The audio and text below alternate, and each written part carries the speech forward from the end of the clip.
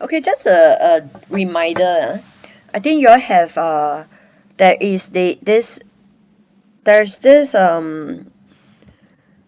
assessment that to have this 75% participant attendance, right? Then 2 days later, the admin of Pronex will be sending you this assessment to fill in the multiple question. So as you need that to actually have this coupled with your passing rate as well as your 95% attendance to actually have this course certification, right? So just something to remind y'all so that y'all can have to fill up the link later in 2 days. I'm looking at the option PA app now and I have things I don't understand. Do I ask now or later when we go through the case? PA app options. Okay, Alfred. Um, you can ask now because in that sense that later we want to do delivery in presentation. So PA app is more like if you have queries that's more on technical question, which now if helps you to work on it. Is there some technical error in a PA app that you would like to Hi, check? Yvonne. Hi, this is Alfred here. So I'm looking at the asset planning. You can unmute yourself, Alfred, if that helps. Yes, can you hear me? Hello.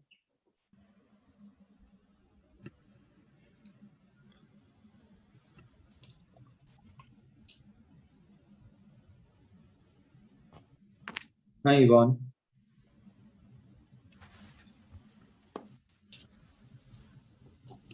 Hi.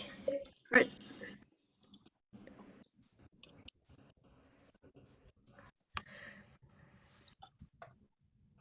Are you Hello. cannot? Yeah, Alfred, I can hear you now. Okay, hi. You can hear me now, yeah? Yes, yes. Okay, good. So I'm using the asset planning 2.0 on the PA app lah. That's right. So I punch in all the numbers, and then there's a monthly top up of 2,100 something. And they don't seems to have any balance of cash. Hmm. But then there is this reserve fund at the bottom of the app lah. So I don't know where their reserve fund comes from because they have negative cash flow. So that is the questions that's the question that I don't understand. Okay, great. I'm going to share with you my the calculations that from my PA app. So later you'll see how does that actually work out to be. Okay, Okay. Hmm. okay, Okay, can. Alfred. Since you have actually, would you like to share since you have actually worked through the figures? I can try. Okay, great. I can't see you. Can you Okay, turn on your video? sure. Hmm. Yeah. Okay. Hang on, ah. Okay. Yeah. Go ahead. What how do I present? Okay. Okay. Say for example, today assuming that you are meeting me at my house and I'm the owner here. So let's say for example, before you come over and then you ask me on the phone, hey, actually what are you looking at? Then I share with you that I own this HDB and I felt that the price is pretty flat now. I'm considering to upgrade to a freehold 1,002 square feet size for my Yeah. family. Yeah. Yeah. So then maybe then assuming that you ask me some of my numbers and then now that you have some of my numbers of this CPF use and whatnot, so Mm. now you are the first time meeting me at my place. How would you present or deliver or ask me some stuff? Uh, Mm, okay. Can. So I'm aware that they want to upgrade to a free condo lah. I mean a freehold condo lah. yes. Okay. Okay, I try my best. Um, all right. Hi, Mrs. Bayer. Mm, Yeah. So thank you for all the information that you have provided lah. And we understand that there is a purchase there is a purchase goal that you and your husband wants for the family, which is to upgrade to a freehold condo. So I do have some financial calculation data, that I have on hand. So would you like to understand file a bit more from here? Sure. Okay. So from what we have calculated here, so it seems that there shouldn't be any problem, for you and your husband to purchase a private condo over here. And if we fix the amount at about 1.5 million, that should seems to be comfortable for you and your husbands lah. Yeah. So the only that, but for all this to work out, there is one challenge we need to overcome together, which is to have a monthly top up of about 2.1k. Yeah. Yeah, so even with a monthly top up of 2.1k, it is actually still within an acceptable range lah. Should you and your husband continue to work. Yeah. Yeah. So but in the worst case scenario, let's say with all this pandemic that is still ongoing, I mean there are things that we may not know what may happen lah, right? So even if you all decide to take a break, stop working, we with all this, we still have a good amount of reserve fund that can last the both of you for about 3 years. So my question is, do you all foresee yourself to stop working in for a total of 3 years? Do you all foresee yourself not working for 3 years? The thing is that sometimes when we hope that we also want to work, we don't foresee ourselves not working. We are not going to retirement mode yet. But the question is, with this pandemic and the market sentiment, we're also unsure when is it that the company will restructure once more. Understand. Yeah. So I mean, I mean, what I can see from my data here, I mean, I can safely assume that you and your husband are quite a high flyer lah. So I mean, 3 years is definitely a long time, and for many of my clients, they have a family, with 3 to 5 children, they are honestly quite motivated to work, for their children as well. So 3 years is a long time, and then with all the reserve fund that we have here, I believe 1.5 million seems to be comfortable So the challenge that we need to overcome together, like I mentioned just now, is a monthly top up of 2,000, right? So would that is this an amount that you and your husband is comfortable to top up, with this amount that I mentioned? Whether we are comfortable to top up, ideally, I think what we are hoping to achieve is not to touch the funds as much as possible. The monthly one. Okay. So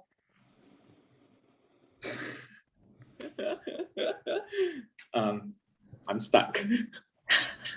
That's good. Good try. Sorry. Okay. Right. So Alfred, assuming I'm the buyer here, then I'm going to ask you, by the way, how do you derive 1.5 million? Okay. So what I have researched over here is that if you and your husbands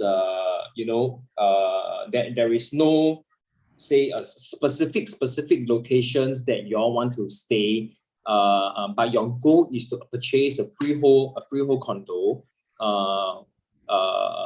this 1.5 million for a freehold condo is a bare minimum sum that we should have in order to purchase a freehold condo. Yeah. So definitely, then there are some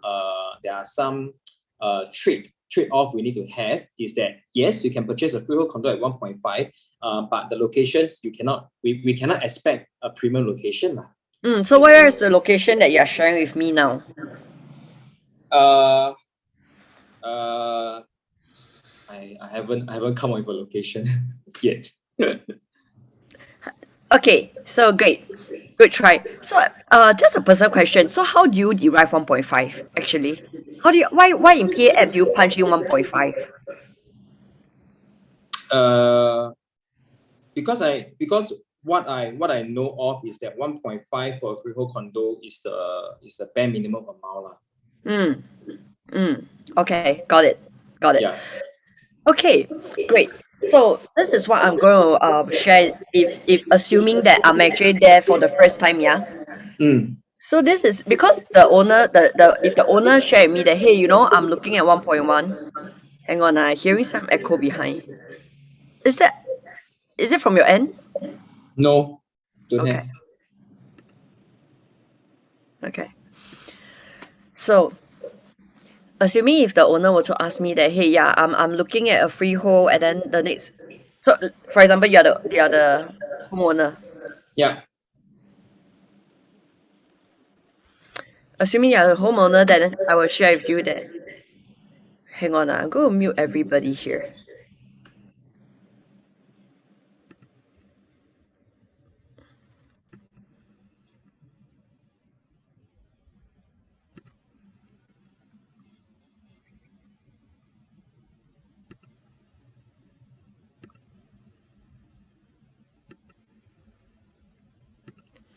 Alfred, are you able to? Okay. Okay. Anyway, so this is what I'll share. Since you tell me that it's actually 1.2, right? Sorry. Since you're sharing with me that you're looking at freehold.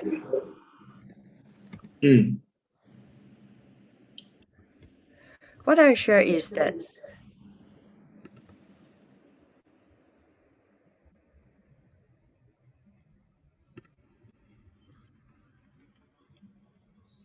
okay.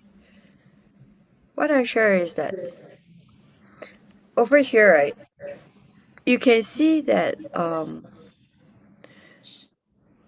this is actually the TDSR. I think most of you have actually received these numbers. Am I right? Yes. Yep. Okay. So now, knowing that the borrowing is not an issue, now it's actually more like the cash flow.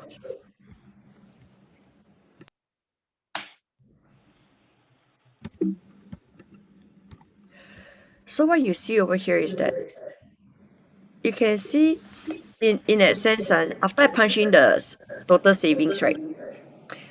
Okay. Also, one thing to share with you all, when you are meeting the consumer, right?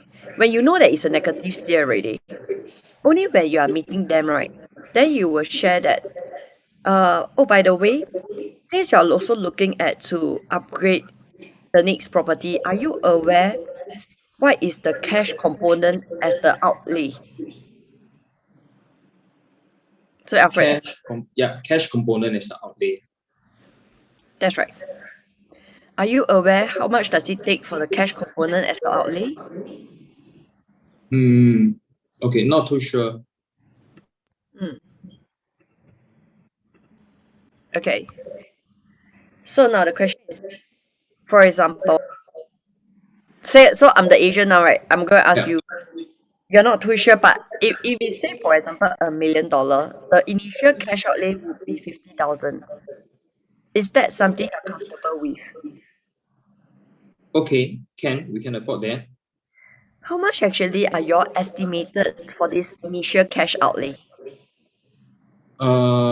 We don't know lah, but me and my wife, we have a cash saving of 80,000. Okay, great, cool. So then that's when I will punch in this cash savings component to know that if they have this 5%, right? So next question is, so why do I put in here 1.2 million versus 1.5? So now, during my first meetup, right, I will not determine where they are buying. But I'm going to share with them my concept of what does it take to buy a private property according to your preference, which is a freehold, 1,002 square feet. Yeah. Mm. So that's when I will actually work it out in such a way using square foot. I Mm. will punch in her requirement, their requirement, which you say 1,002 square feet, ma. Yeah. So I'm going to punch in the entire location, east to west, and filter which is the cheapest based on your requirement first, right? So just to show you a showcasing of what's in it for you based on Mm. what you need, right? So in that sense, I'm going to filter based on the cheapest, and I'm going to share that in the sense that, hey, looking at this freehold, shall I take this as an 1.2 gauge just to see since the latest transaction and this freehold is actually year 2009-97. These are actually near to Kembangan MRT. Maybe we take 1.2 as a benchmark to see how does the number work out to be.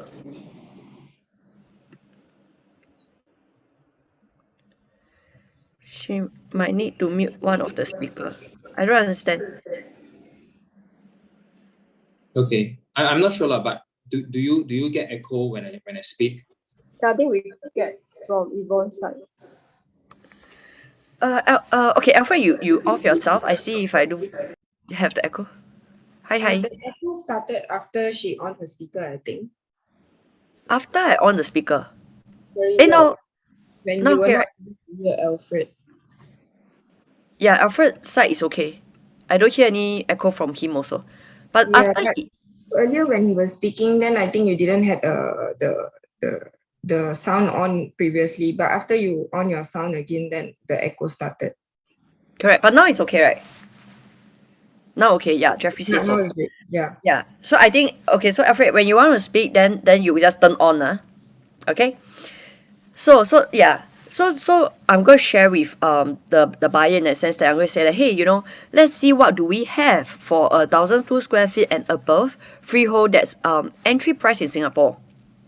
That's when I was filter this square foot and share him with the buyer that, hey, owner, so this is actually these two locations, Starview and Escada View. They are actually minutes walk to Kembangan MRT. Do you think this is a good fit for me to crunch some numbers and see if it work out for in favor to your numbers that you have just shared with me, right? So assuming if the buyers is like, okay, fine, this seems like a good fit, let's see how it works out to be. That's when I'll share with them that, see, if it's assuming if it's Starview, right, the profit margin of this owner has actually in general closing more than 500,000.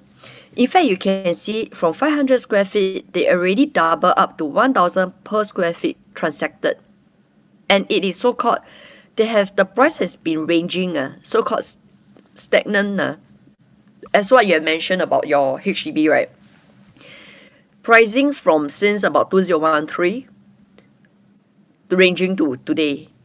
So imagine if you are the owner that bought in here 2016, and then so on and so forth, you're hoping that being a freehold, a larger place next to MRT, and then you might think that this is an upgrade so that in a way you wanted your price to so appreciate in that sense, right? And that's the reason why you say that you want to upgrade. But my concern is, I've been looking at this chart, right, next to the MRT and whatnot. It actually seems like it has also muted because it has appreciated since 500 per square feet to already double already. So do you agree that even like say for example today if we to offload your HDB to the next buyer, right? Do you think the buyer who buy in your HDB is he going to have any poise for growth? May not lah, may not have. So if that's the case, right? I'm just wondering if you are moving from if your intention of moving out this big space of yours and you felt that because the price it has actually muted, that's the reason why you think of you want to change. But are we then actually changing the same situation, just transferring from a 600k and we double up the borrowing, the loan and whatnot, right? We double up all this, but we are actually transferring this situation to the next one. Yep, right? I agree. Yeah. Yeah, so at the end of the day, right, if you are doing this whole looking at to up the value of your current property, are you actually looking at also for this possible capital appreciation? Yes. Well, I mean, if that's the case, right, if I look at even Escada view, right, similarly, you can see that, you see this, the completion is since 1997. You also, the chart also have shown that 500 per square feet, they are already ranging since 1000, they've doubled up 100% already. And the initial owners are also getting about 500,000. So likewise, if you're paying this, taking a new mortgage and then transferring this profit to this owner, right? My only concern if it's actually fulfilling your needs and also what you actually are looking out for. Okay.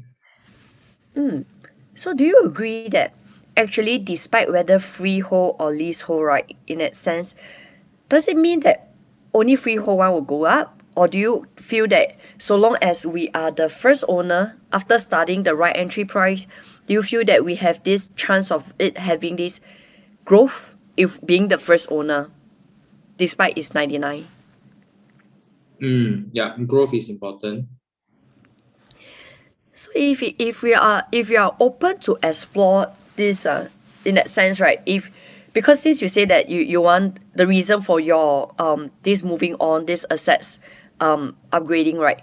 Other than for your family to stay, since you shared that you also are looking at this preserving your reserve, your funds, your resources after you exit from your HDB, how then we can actually grow these resources of yours for the next one. Okay. Yeah, so maybe if you're open to explore that, maybe let me see how does the numbers work out to be.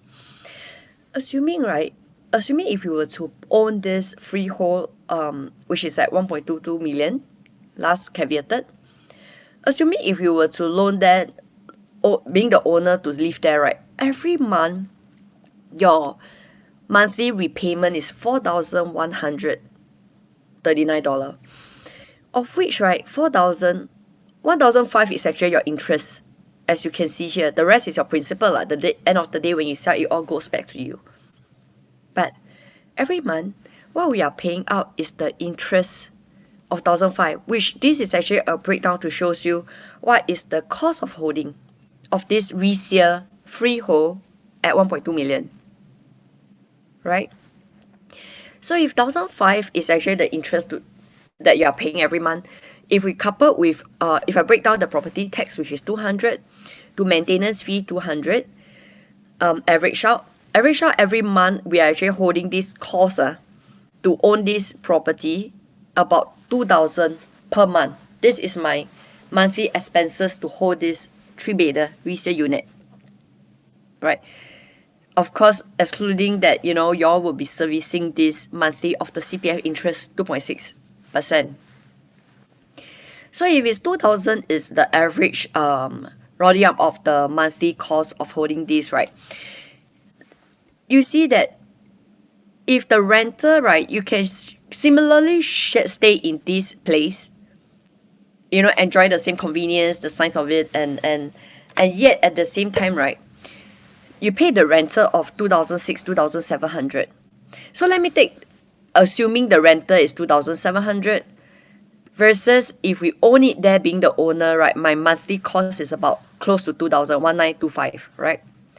My net expense for this rental is actually 700, 775. So assuming today, if let's say we have to put our resources after you unlock from your HDB, assuming we put into somewhere where it actually, after we analyze some of the figures, and if it works out, that would means that you might have to rent there for 3 years, assuming, right? And if it's for 3 years, maybe every month of this additional $775 being the cost difference as the rental, right? If I multiply by 3 years, right, it's actually close to 28,000, right? What do you think if you were to buy this home that is actually TOP 997, such a big size home, right? Assuming if you were to buy in, do you agree that the minimum possible renovation might be the toilets and the kitchen? Yeah, agree. How much do you think is the cost for renovation? I don't know, 60 to 80,000. Possible. So in that sense, right, if we were to stay in this the difference of this, having to stay there while your new place is actually getting ready, yeah, actually the cost is 28K versus having to own it, renovate it for a possible 60 to 80,000. And the fact is that at the end of it, right, you are actually paying the owner its profit. And then how do you feel if at the end of it, after going through one big round, doubling up your loan from a 600, you trade up to a 1.2 million property? But imagine if you were to live there for the next half a decade, 5 years, and so if you were to look back, then you realize that, hey, actually, in 5 years later, your price is still 1.2. How would you feel? Do you think you have made a right move? May not. And that's the reason why I felt that, I mean, if you share with me that your objective of this, you want to trade up value. I don't want to just trade up just simply because it's cheap, it's affordable, the size makes sense for my family. I think looking beyond the four walls, these are the numbers that is actually showing, which I think I don't want to be in a situation whereby after you live there for like half a year and then you look back, hey, actually this is also performing like same as your HDB, right? And the whole expense of moving, renovating it, everything, paying all the fees just to actually get the similar situation of what you are actually whole purpose of moving out. Yeah. So let me share with you, even a 99 leasehold, right? So do you agree, actually, even like similarly for your HDB, the ones who actually bought in the first entry price, they usually grow the most, right? Even so, the ones who buy balance flat from the government, the price would have actually moved out already compared to the very first tier owner, right? So if you look at this, right, assuming this is just one of the example that how we can actually look at prices to determine if there is some profit margin, because similarly doesn't mean that all new launch make money. There are some that actually go in fact they lose money, right? And that, for example, if we were to understand the land bid of a certain development, right, this is just an example, to know that if the break-even price is 1,004, a 15% profit is 1,006 per square feet, right? And yet, if this owner that when they launch, right, is actually entering at the break-even price. So a lot of them when they look at during the launch, right, some of the owners felt that they felt that, hey, this is actually the only 99 that is actually surrounding all the freehold, like for example Bayshore and everything, and this freehold per square feet is even cheaper than this entry price of a 99, so it doesn't make sense. So at the end of the day, right, the rest of it during the transacting price, as you can see, the surrounding freehold, Bayshore, Mandarin Gardens, all this, right, you see the developer that actually those who went in the first tier at 1,004, 1,005 already has a pocket of growth 200 per square feet within simply just 1 year. And yet those that is like, wow, said that it's very expensive, freehold is better, you see what I mean by it's actually muted. So do you agree that at the end of it, it seems that once we're actually entering the right entry price, and then the developer will be doing the job to actually do the dollar averaging to actually up the whole valuation, the next pricing, especially when it's closer to TOP, because the demands come in. Right. But yet the surrounding resale unit, because resale unit, do you agree that the next resale, like for your HDB, for example, why you said that your HDB is stagnant? Do you agree that actually at the end of it, because every neighbor that's selling is actually taking the last valuation so that they can exit? So who's pushing up the price in that sense? The seller. Exactly. So can you imagine that's when at the end of it, right, just simply a difference of 2 years, right, 1.5 years, the entry price. Similarly for the same stack, right, the growth is almost 500,000.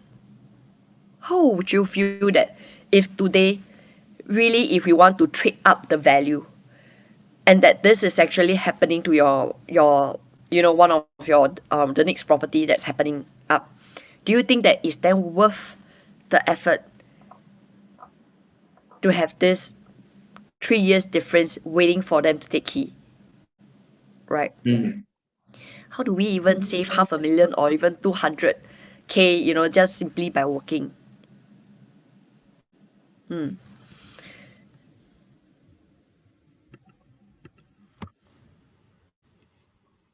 So can you see, even at the end of it, 2018, 2019, towards when it's closing, when it's nearing to TOP already, it went as high as 1,009, 2,000 per square feet. Would that be something actually what you're hoping to get for your property, for this start of growth? Can lah, buy lah. Okay, so you can see that similarly for 1.5 years, 500 per square feet, that there's a price movement, right? So as mentioned, because nearing to TOP, the price will just stitch up by the developer, because more people will be willing to come in and buy. So what do I mean by initially, right? When we actually go into this whole presentation for the first time, right? Just now through my whole entire presentation, did I go into the mode of like, hey, where are you buying? Do I actually give them any product that they should be looking at? No. Did I actually go into the whole calculation that, hey, you are buying this at this price? I think from based on your budget, I think you can enter at 1.5, 1.6. I think this is the lowest for the three bidder in Singapore for now. Right? No. Yeah. Exactly. Because why? Once we go into the product, right, there will be a lot of emotions that, yeah, this area I don't like leh, that one also don't want this and that. But before we even jump into a product, right, first we need to ensure that intention, do we understand their intention clearly? Because as a consumer, to them it's like, oh, I sell off my 99 just so that I can buy a freehold lah. So that simply as what others have said, what if I stay another 10 years, the value drop? Right? So since that is their belief, I need to show them, does their belief justify the truth of it or not for that kind of movement. So my understanding is that I hear that you want to move because simply you want to trade up your value mah. So am I bringing you to buy a freehold? Is that coincide your main intention? So I don't want to I don't want to go into the point that, hey, are you going to stay here or east or west or what? I think we just discussed basically from what I shared here, right? Is this what you are looking at? I mean, if this is what you're looking at, you are happy to own a 1.2, for your own family to stay. Maybe you are somebody who I cannot stay rented flat one, then okay. Because my purpose here is not to change your thoughts or to but I'm here to actually show you make an informed decision. right?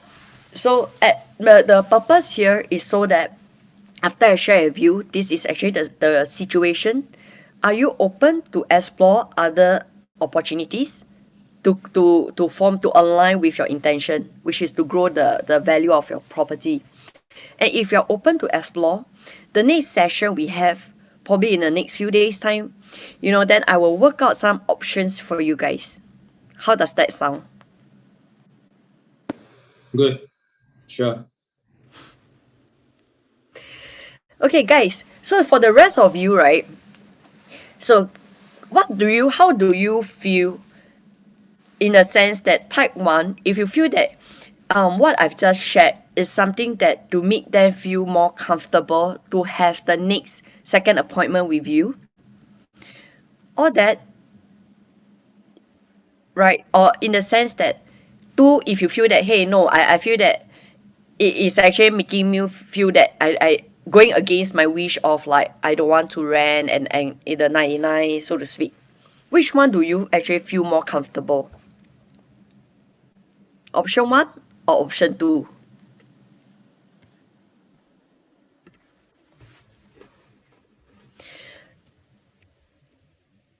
I wonder, is there only Alfred here or there are still people in the whole PST?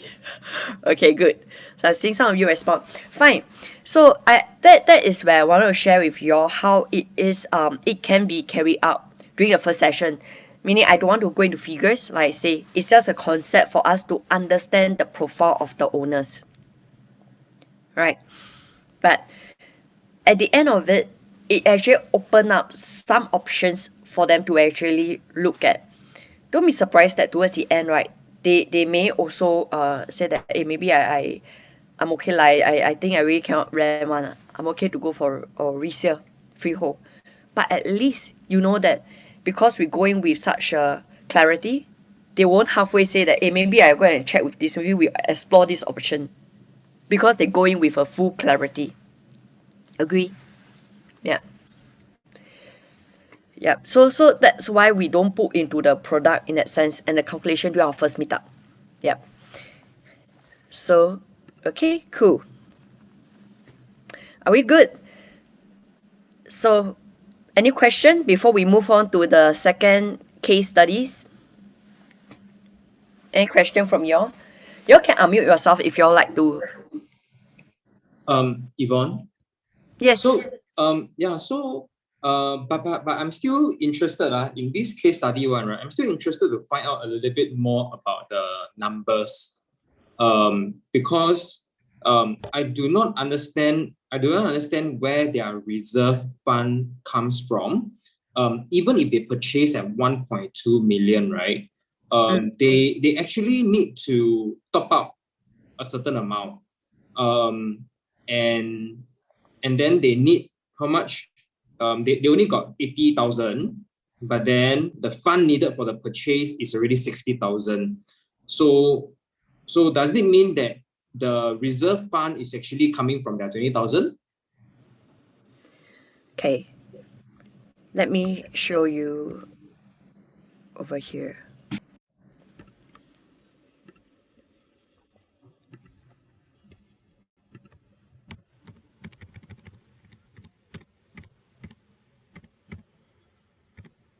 Okay. Can you see? Yep. So just now where you ask where is the reserve funds coming from, right? It's actually from their CPF. You see the total CPF available is actually 500,000, right? So when I put 1.2 million, right, 5% yes is 60K.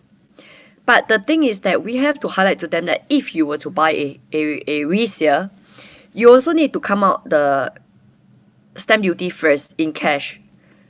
Towards the end of the completion, then CPF will return you this cash. So if it's a resale, your actual cash is actually supposedly needed at 92,000. But however, if you're getting a new launch, then we can actually just pay the 5%. Right. However, because of the monthly cash flow, in a sense, your monthly installment is close to 4,000, right? So both of your OA contribution is combined, is 2,520, which means your monthly top up is 1,004. This 1,004 monthly top up is not needed in cash, because after I pay the 20% of the CPF is 240 from the half a million from the sale of your HDB available OA combined. It can actually last us, how many years? In fact, it's as good as 17 years. If the both of you are working, event that the both of you are not working, it can also last us 6 years to find the next job available. So this 1,417 is this monthly top up is not by cash, it's by their CPF. Oh, That's right. So that's how the PA app straight away will compute for you after the 20% here. Then I less off the total available OA. Yeah. So that's why I say this is a very helpful tool. Last time we have to manually count how much is the reserve fund. So you have to take a few calculator to punch what is the monthly installment here, right? So this monthly installment is based on the loan tenure of 24 years. Right. But I can also do a refinancing, right, to extend the loan tenure or repricing to additional 10 years. Then they can even last even longer in the reserve funds. So this shows that actually if you're buying anything 1.2 is a very safe bet, which means also to you, when you look at it, you can play around with the numbers. You can play with 1.5, 1.6. So at your own homework, when you do it, you can know that, okay, I think they are quite comfortable, in fact, with up to 1.7, because reserve fund shows that best and worst years scenario. Then that helps you to filter your next product, that when you present to them, and then you can say that, hey, I'm sharing with you some of the property. Why do I choose these areas, these few property? Because after I look at your numbers, it shows that if we buy anything within 1.5, 1.6, actually we can have the both of you, despite you, even if not working, your CPF can last here how long? Whether it's 3 years, whether it's 4 years, that's all. So that gives them that, oh, that's why you show me this property within my bracket of safe area. Because you must know that why does HDB owners not, despite everybody know that they want to upgrade, but why are they also fearful to take the leap of faith or the next step? Because all scared that HDB every month only to pay mortgage is so comfortable. I know even I no work also no problem one. But imagine being the big size home. I mean, you have dependents of young and old. You don't put your family to risk what.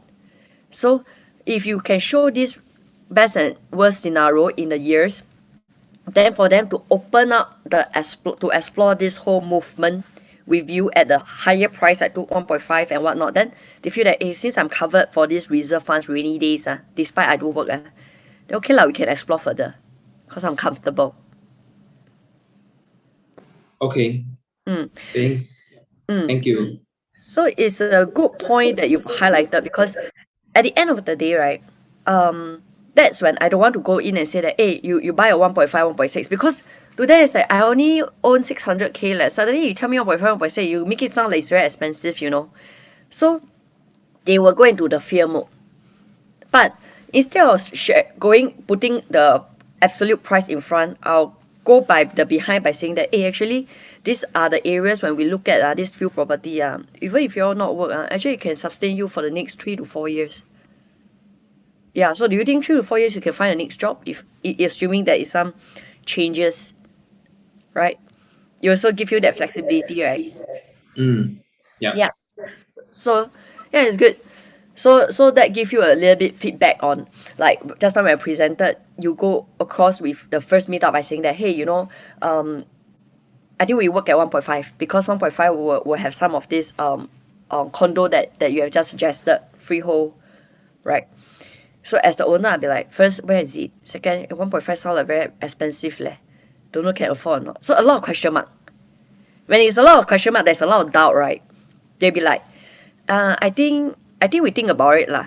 We will discuss with my husband, then after I get back to you. I always like that one. Then after it will become a loud cricket sound already. Yeah, understand. Yeah, correct. Hi, Mm. Yvonne here as well. Can I ask a question using the same number? Can you show the screen of the PA app screenshot just now? Mm-hmm. Okay. Yeah, just imagine, because this case study is actually like both of them actually wanted to upgrade, but another typical story is like example like, okay, the